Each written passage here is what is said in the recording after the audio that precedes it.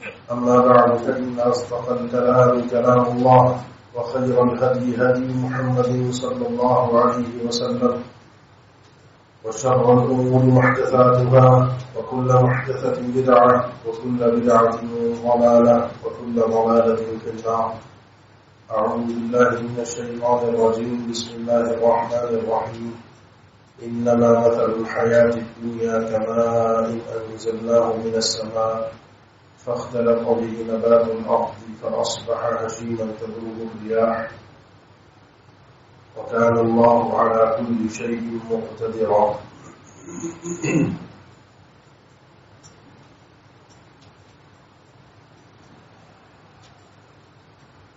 قیامت کا علم صرف اور صرف اللہ رب العالمین کے پاس ہے، لیکن قیامت سے پہلے اللہ تعالی نے کچھ احوال اور مناظر اس قسم کے رکھے ہیں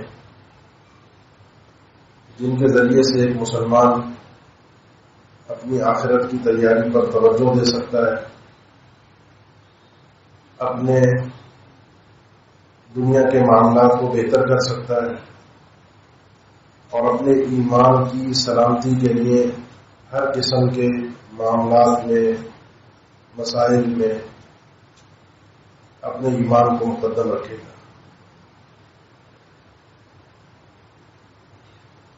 ان نشانیوں میں کچھ نشانیاں اچھی بھی ہیں، کچھ ایمان کے لیے فتنے بھی ہیں اور کچھ کا معاملہ درمیان کا ہے۔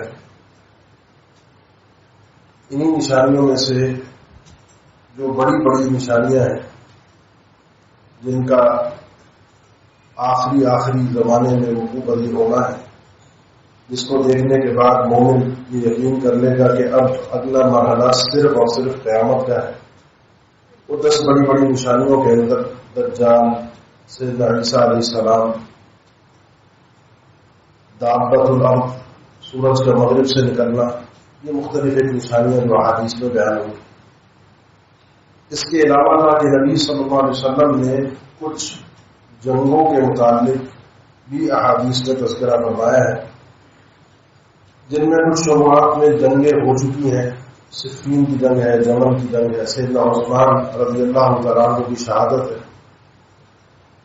اس کے بعد کچھ مزید احوال ہیں جو ان جنگوں سے تعلق رکھتے ہیں، جو وقتاً فوقتاً ہوتے رہے ہوتے آئے، اور کچھ ایسی جنگیں ہیں جو مسلمانوں اور کافروں کے درمیان قرب قیامت ہوگی۔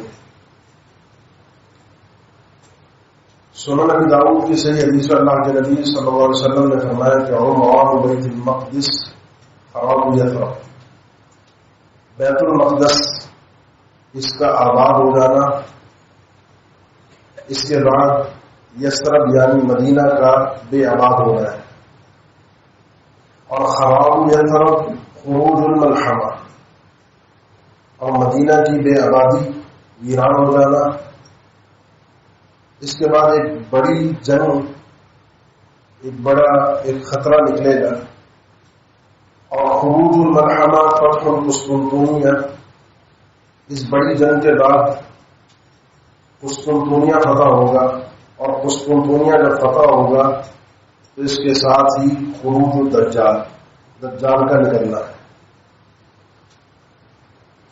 یہ 4 چیزیں اللہ کے نبی صلی اللہ علیہ وسلم نے بیان فرمائی ہیں، لیکن ان 4 چیزوں میں ایک کے بعد دوسری کے درمیان کسی وقت کا تذکرہ نہیں ہے کہ ایک ہوگی تو فوراً دوسری چیز ہوگی، سوائے ایک آخری چیز کے جس میں قسطنطنیہ کی فتح کے بعد دجال کے آنے کا تذکرہ حدیث میں فوراً ہی ملتا ہے۔ اس میں جو جنگ کا تذکرہ ہے خروج الملحمہ، ایک بڑی جنگ جو کہ دیگر احادیث میں اللہ کے نبی صلی اللہ علیہ وسلم نے بیان فرمایا، صحیح مسلم کی حدیث ہے کہ قیامت اس وقت تک قائم نہیں ہوگی جب تک کہ روم یعنی نصارہ اعماق یا دابق نام کی جگہ پر آ کر اپنا پڑاؤ ڈالے اور ان سے لڑنے کے لیے 12,000 کا لشکر مدینہ سے نکلے گا، اور وہ اس دور کے زمین پر موجود سب سے بہترین لوگ ہوں گے اللہ کے یہاں، ہم خیار و اہل الارض، یہ صحیح مسلم کے حدیث ہے، جو ان سے لڑنے کے لیے جائیں گے۔ عوف بن مالک الاشجعی رضی اللہ تعالیٰ عنہ کہتے ہیں اللہ کے نبی صلی اللہ علیہ وسلم کے پاس آیا، میں نے داخلے کی اجازت مانگی، آپ نے پوچھا عوف، میں نے کہا، آپ نے کہا اندر آ جاؤ۔ آپ نے صلی اللہ علیہ وسلم 6 چیزوں کا تذکرہ فرمایا کہ قیامت سے پہلے 6 چیزیں گن لوں کو، اس میں 6ٹھی چیز اللہ کے نبی صلی اللہ علیہ وسلم نے بیان فرمائی، والسادسہ ہدنۃ بینکم وبین بنی الاسفر، ایک صلح ہوگی بہت بڑی جو کہ تمہارے اور مسلمانوں کے درمیان اور نصارہ رومیوں کے درمیان ہوگی۔ یہ رومی، اللہ کے نبی صلی اللہ علیہ وسلم نے فرمایا 80 غایہ لے کر آئیں گے۔ سیدنا عمر نے پوچھا غایہ سے مراد؟ آپ نے فرمایا غایہ 80 جھنڈوں کے تحت آئیں گے اور ہر جھنڈے کے تحت 12,000 لوگ ہوں گے۔ فرمایا یہ لوگ آ کر تم سے لڑنے کے لیے اکٹھے ہوں گے اور ان سے جب تمہاری صلح ہوگی، دیگر روایات میں جو تذکرہ ہے یہ بہت بڑی صلح کے بعد اس صلح کے ٹوٹنے پر پھر مسلمانوں کے ساتھ ان کی بہت بڑی جنگ ہوگی۔ یہ رومیوں کے ساتھ ہے، نصارہ کے ساتھ ہے، جس کا ایک خاص تذکرہ حدیث میں ہوا ہے، بالکل آخری زمانے میں ہے، دجال کے آنے سے پہلے، جس میں مدینہ کی بے آبادی کا بھی تذکرہ ہے۔ اور اسی کے ساتھ اس جنگ کے ساتھ قسطنطنیہ کی فتح کا بھی تذکرہ ہے، کیونکہ اللہ کے نبی صلی اللہ علیہ وسلم مسلم احمد کی حدیث سے آپ سے سوال ہوا کہ روم پہلے فتح ہوگا یا قسطنطنیہ پہلے فتح ہوگا؟ آپ صلی اللہ علیہ وسلم نے فرمایا ہیراقل کا جو شہر ہے جس سے مراد آپ کی قسطنطنیہ تھی، یہ روم سے پہلے فتح ہوگا۔ قسطنطنیہ، اللہ کے نبی صلی اللہ علیہ وسلم نے فرمایا، صحیح مسلم کی حدیث ہے، آپ نے صحابہ سے پوچھا کہ تم نے ایک شہر کا تذکرہ سنا ہے جس کا ایک حصہ خشکی پر ہے اور ایک حصہ پانی میں ہے؟ صحابہ نے فرمایا بالکل سنا ہے۔ فرمایا یہ وہ شہر ہے کہ جو فتح ہوگا، اللہ تعالیٰ اس کو فتح فرمائے گا، اور اس کے لیے بھی 70,000 کے الفاظ ہیں کہ جس کا گھیراؤ کریں گے، اس کے گرد اکٹھے ہوں گے۔ ان 70,000 لوگ ان کے اکٹھے ہونے کے بعد اللہ کے نبی صلی اللہ علیہ وسلم نے فرمایا یہ جو فتح ہوگی، یہ فتح ہوگی کہ جب یہ کہیں گے لا الہ الا اللہ واللہ اکبر، یہ ذکر ہوگا جس ذکر سے اس شہر کی ایک جانب ان کے لیے فتح ہو جائے۔ پھر دوسرے ذکر پر بھی اسی طریقے سے ہوگا، اور تیسرے ذکر پر اس مدینہ، اس شہر کے قسطنطنیہ کے دروازوں کو مسلمانوں کے لیے کھول دیا جائے گا، اور جب یہ دروازے کھلیں گے مسلمان وہاں داخل ہوں گے، مال غنیمت کی تقسیم کا مرحلہ ہوگا۔ اسی وقت ان کے علم میں آئے گا کہ دجال آ گیا ہے، اور یہ سب کچھ چھوڑ چھاڑ کے اپنی حفاظت کے لیے، اپنے بندوبست کے لیے شام کی طرف دوڑیں گے۔ یہ ساری احادیث جو مسلمانوں کے لیے قسطنطنیہ کی فتح کے لیے، مسلمانوں کے رومیوں کے ساتھ، نصارہ کے ساتھ فتح کے لیے، جھگڑوں کے لیے، لڑائی کے لیے، جنگ کے لیے، ملحمۃ الکبریٰ جس کو کہا جاتا ہے، یہ احادیث میں ان چیزوں کا تذکرہ موجود ہے۔ یہ 2 بڑی جنگیں ہیں جن کا ایک تذکرہ حدیث میں آتا ہے، لیکن قسطنطنیہ کی فتح جو ہے وہ بغیر جہاد کے ہے، بغیر لڑائی کے۔ اس موقع پر لڑائی نہیں ہے۔ قسطنطنیہ فتح ہوا ہے، شیخ البانی نے بھی ذکر کیا، دیگر شارحین حدیث نے بھی ذکر کیا ہے کہ قسطنطنیہ فتح ہوا ہے سلطان محمد فاتح کے ہاتھوں 857 ہجری میں، لیکن وہ مارکا لڑ کے فتح کیا گیا۔ لیکن یہ جو فتح ہے جس کا تذکرہ حدیث میں ہے، یہ بغیر لڑائی کے ہے۔ اس کا مطلب یہ علاقہ دوبارہ مسلمانوں کے ہاتھ سے نکل کر پھر کافروں کے قبضے میں جائے گا۔ یہاں پر پھر ایک لڑائی ہوگی، یہاں پر پھر ایک جنگ ہوگی، لیکن وہ جنگ کے بغیر ہی اللہ تعالیٰ مسلمانوں کو فتح عطا فرمائے گا۔ یہ 2 بڑی جنگیں جن کا تذکرہ ہے۔ اس میں ایک جنگ کے اندر شام کا تذکرہ خصوصی طور پر ہے کہ جس میں اللہ کے نبی صلی اللہ علیہ وسلم نے فرمایا کہ جب تمہارا روم سے قتال ہوگا، جو اصل روم شہر ہے اس وقت بھی اسی نام سے ہے، تم ان کو جب فتح کرو گے تو تمہارا بہترین لشکر جو ہے وہ مسلمانوں کا جو اس دن فسطاط المسلمین یومئذ بأرض یقال لها غوطا بمدینۃ یقال لها دمشق، دمشق شہر کے اندر غوطا نامی جگہ پر مسلمانوں کا اصل پورا لشکر اکٹھا ہوگا، یہاں پر پوری کمان ہوگی، اور یہاں سے نکل کر یہ لوگ یہ جہاد کریں گے اور اللہ کے اعلاء کلمت اللہ کے لیے ان علاقوں کو فتح کریں گے۔ یہ آخری زمانے میں نصارہ کا یہ احوال اللہ کے نبی صلی اللہ علیہ وسلم نے ذکر فرمائے کہ نصارہ کے ساتھ مقابلے میں یہ سارے معاملات طے پائیں گے مسلمانوں کے، جس میں شام کا بھی خصوصی طور پر تذکرہ ہے۔ شام سے مراد فلسطین بھی ہے، کیونکہ آج کے دور میں جو تقسیم ہماری ہے، شام الگ، سیریا الگ، فلسطین الگ، اس دور میں اس پورے خطے کو فلسطین اور حالیہ شام کو شام ہی کہا جاتا تھا، جو کہ بیت المقدس اس کے اندر شامل ہے۔ دمشق کا علاقہ بھی اس کے اندر شامل ہے۔ مصر الگ تھا، حجاز الگ تھا، یہ علاقے الگ تھے، لیکن شام کا علاقہ اس پورے خطے کے لیے کہا جاتا ہے۔ اس کے بعد جو صورتحال ہے یہ نصارہ کے ساتھ ہے، اور ایک صورتحال ہے یہودیوں کے ساتھ۔ مسلمانوں کا صحیح مسلم کی حدیث ہے، بخاری میں بھی ہے، کہ اللہ کے نبی صلی اللہ علیہ وسلم نے فرمایا قیامت اس وقت تک قائم نہیں ہوگی جب تک مسلمان یہودیوں سے خطاب نہ کریں، یعنی ان کا وجود آخری زمانے تک باقی رہے گا۔ حتیٰ کہ مسلمان جب ان یہودیوں کے پیچھے دوڑیں گے تو یہ شجر و حجر، درخت بھی اور پتھر بھی، جب کسی چھپے ہوئے یہودی کو دیکھیں گے تو پکار کر کہیں گے کہ اللہ کے بندے آ، یہ پیچھے میرے پیچھے یہودی چھپا ہے، اس کو پکڑ اور اس کو ختم کر، سوائے برکت درخت کے، کیونکہ یہ یہودیوں کا ہے، اپنا درخت ہے۔ یہ نہیں بولے گا، باقی سارے درخت پتے وہ بول بول کر بتائیں گے کہ یہودی ہے، اور یہ برکت ہے اللہ کی طرف سے عطا کردہ ایک کرامت ہے جو کہ مجاہدین کو حاصل ہوگی۔ یہ کرامتیں ہوتی ہیں جو اللہ کے اولیاء کو حاصل ہوتی ہیں، تو یہ اللہ تعالیٰ کی طرف سے خاص مدد اور نصرت ہے کہ جب لوگ نکلیں گے اس طریقے سے تو ان کو مدد حاصل ہوگی۔ یہ یہودیوں کے ساتھ ہے۔ اس کے بعد مسلمانوں کے احوال کو دیکھ کر، صورتحال کو دیکھ کر چند لوگ بیت اللہ میں پناہ لیں گے، وہاں پر اکٹھے ہوں گے۔ صحیح مسلم میں حدیث ہے کہ لا عدت لهم ولا عدد لهم ولا منع، نہ کوئی طاقت ہوگی، نہ کوئی تعداد ہوگی، نہ کوئی اسلحہ ہوگا، کوئی چیز ان کے پاس نہیں ہوگی، وہ چند لوگ اکٹھے ہوں گے، اللہ کے گھر میں پناہ لیے ہوئے ہوں گے۔ اور دیگر احادیث میں، صحیح مسلم کی حدیث ہے، دیگر احادیث میں اس کا تذکرہ موجود ہے کہ یہاں پر یہ مہدی کا تذکرہ ہے، جس کو لوگ مہدی منتظر بھی کہتے ہیں، روافظ سے متاثر ہو کے۔ امام مہدی علیہ السلام بھی کہہ دیتے ہیں روافظ سے، شیعوں سے متاثر ہو کر، کیونکہ یہ ان کے ہاں بھی ایک امام غائب کا تذکرہ ہے، یا ایک نظریہ، ایک عقیدہ موجود ہے۔ وہ ان کا غائب امام ہے۔ ہمارے یہاں نہ یہ غائب ہے، نہ پیدا ہوا ہے، نہ منتظر ہے، نہ علیہ السلام ہے، اور نہ امام ہے۔ یہ اللہ کا بندہ ہے جو اللہ کے نبی صلی اللہ علیہ وسلم کی آل اور نسل سے ہے۔ احوال مسلمانوں کے تتر بتر ہونے کی صورت میں چند لوگ اکٹھے ہو کر اس اللہ کے بندے کے ساتھ اکٹھے ہوں گے۔ جب لوگوں کو پتہ چلے گا کہ اس طرح کا معاملہ ہے تو ان کے خلاف ایک لشکر بھیجا جائے گا ان پر حملہ کرنے کے لیے۔ جب وہ لشکر بیدا مقام پر پہنچے گا، جو کہ آج بھی اسی نام سے موجود ہے، تو اللہ تعالیٰ اس لشکر کے اول و آخر کو زمین میں دھسا دے گا، سوائے چند ایک لوگوں کے جو بچ کر واپس جا کے خبر دیں گے کہ ان کے ساتھ کیا ہوا۔ اس کے بعد جب لوگوں میں بات پھیلے گی تو لوگ جہاں جہاں جس کے پاس طاقت ہوگی، استطاعت ہوگی کہ وہ اللہ کے اس گھر میں پہنچ کر اس لشکر کے ساتھ شامل ہو سکے، وہ شامل ہوگا۔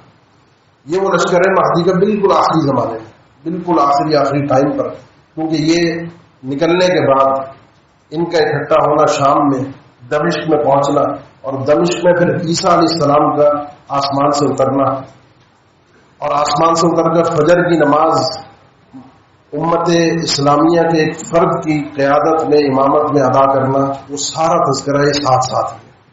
ادھر ایک لشکر کا تذکرہ دیگر حدیث میں جن کا تذکرہ ساتھ ساتھ ہے، لیکن طبرانی کی حدیث میں ان کو ایک ساتھ ہی ذکر کیا گیا ہے کہ ادھر ایک میری امت کا ایک گروہ ہند کے ساتھ جہاد میں مشغول ہوگا، اور وہ ہند کو فتح کرے گا۔ ہند کو فتح کرنے کے بعد ادھر عیسیٰ علیہ السلام کا نزول ہوگا، اور سنن نسائی کی حدیث میں ان دونوں گروہوں کو ساتھ ذکر کیا گیا، لیکن ٹائمنگ کو ساتھ نہیں ذکر کیا گیا۔ یہ چند چیزیں ہیں، چند احوال ہیں، چند صورتحال کو احادیث میں ذکر کیا گیا ہے۔ اس کو بتانے کا مقصد صرف آپ کو یہ تھا، یہ اتنی گہرائی میں یا تھوڑی باتوں کو تذکرہ کرنے کا، کہ ہے احادیث میں اس قسم کی بشارتیں موجود ہیں۔ ہم اس میں سے 3 باتیں ہمارے لیے بڑی قابل غور ہیں۔ پہلی چیز یہ ہے کہ یہ جو واقعات اور حالات ہیں جن کے اندر اس قسم کے معاملات کا تذکرہ ہے، یہ ہمارے ایمان کے دفاع کے لیے بہت ضروری ہے۔ اپنے ایمان کی انسان کو فکر کرنی چاہیے، اپنے ایمان کی سلامتی کی کوشش کرنی چاہیے۔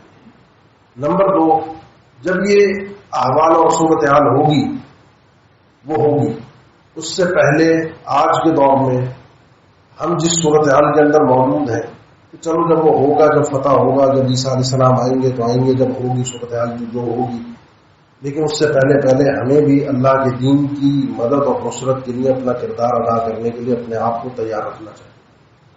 نمبر 3، جب اس قسم کے احوال، اس قسم کے معاملات، کبھی بھی دنیا کے اندر کہیں کوئی جنگ ہو جائے، کہیں بھی کوئی صورتحال اس قسم کی بننا شروع ہو جائے، تو ہمارے سامنے چند پیشن گوئیاں سامنے آتی ہیں، ویڈیوز آتی ہیں، کالے جھنڈے، مہدی کا آ جانا، خراسان، کالی پگڑیاں، اس قسم کی کئی چیزیں ہم سنتے ہیں جن حدیث میں تذکرہ صرف اتنا ہے جو صحیح حدیث ہے کہ خراسان کا علاقہ ہے اصفہان نامی ایک بستی ہے، وہاں سے 70,000 یہودی نکل کر، جو کہ ایران کی ایک بستی ہے، 70,000 یہودی نکل کر دجال کا ساتھ دیں گے۔ باقی یہ کالے جھنڈوں اور کالی پگڑی والی احادیث بین المحدثین، آج کے دور کے پرانے دور کے جو محدثین ہیں ان کے درمیان بھی مختلف ہی مسئلہ ہے کہ یہ احادیث قابل اعتبار ہے نہیں۔ امام ابن کثیر نے اس کو کسی حد درجے تک قابل اعتبار مانا ہے۔ اب وہ ان کی صحت کس حد تک ہے، کیا معاملات ہیں، یہ اللہ بہتر جانتا ہے۔ بتانے کا مقصد یہ تھا آپ کو سمجھانے کا کہ پیشن گوئیاں جو ہوتی ہیں کہ اللہ اور اس کے رسول کے فرامین کو کسی خاص وقت پر، کسی خاص حالت پر چسپاں کرنا، یہ اللہ کے دین پر بہت بڑی جسارت ہے۔ یہ اللہ کے دین کے حوالے سے انسان کے اندر بہت بڑی جرت ہے کہ وہ یہ کہہ دے کہ حدیث میں جو چیز بیان ہوئی ہے وہ آج یہاں پر اس صورت میں پوری ہوئی ہے، جبکہ حقیقت حال اس سے مختلف ہوتی ہے کہ جب وہ بادل چھٹتے ہیں، وہ صورتحال تبدیل ہوتی ہے، موسم بدلتا ہے، وہ جنگ ختم ہوتی ہے، وہ احوال سامان نبٹتا ہے، تو پتہ چلتا ہے کہ یہ تو وہ احوال ہی نہیں تھے۔ اس سے پہلے آپ لوگوں نے دیکھا چند سال پہلے شام کے اندر جو کچھ ہوا، تو لوگوں نے وہ شام کے متعلق جو احادیث تھیں اور سارے معاملات تھے ان کو نکال کر کے جو بہترین لشکر، بہترین قیادت، بہترین ہیڈ کوارٹر اور وہ ساری احادیث جو تھیں، وہ سارے کے سارے لوگ کوشش میں تھے کہ کسی طریقے سے وہاں پہنچے، لیکن بعد میں پتہ چلا کہ صورتحال یکسر تبدیل ہو گئی۔ اس لیے انسان کو اللہ کے دین میں جلد بازی سے بچنا چاہیے، اس کی تطبیق میں اس کو فٹ کرنے میں۔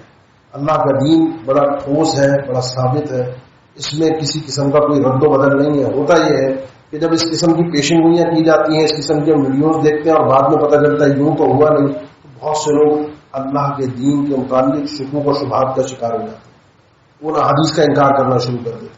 جبکہ ہوتا کیا ہے، میری جو رائے تھی، میری جو ایک سوچ تھی، میری ایک جو میں نے جس طرح سے اس کو چسپا کرنا چاہا، میری رائے غلط تھی، میری سوچ غلط تھی۔ اللہ اور اس کے رسول کا فرمان اپنی جگہ پر سچا، ثابت اور صحیح، ان پر ایمان رکھنا ہمارے لیے ضروری ہے۔ ہمیں یہ بات بھی سمجھ میں آتی ہے ان حدیث سے کہ غلبہ بالآخر مسلمانوں کا ہے ضرور، کیونکہ بہت سے لوگ ابھی ہمیں بتاتے ہیں کہ مسلمانوں کی قیادت کا دور چلا گیا، اب جو دور ہے وہ امریکہ اور یورپ کی قیادت کا دور ہے، اور مسلمانوں کو چاہیے کہ اس چیز کو تسلیم کریں، ان کی قیادت کو، ان کی سپر پاور ہونے کو، اور اس کو تسلیم کر کے ان کے ساتھ مل جل کر چلیں۔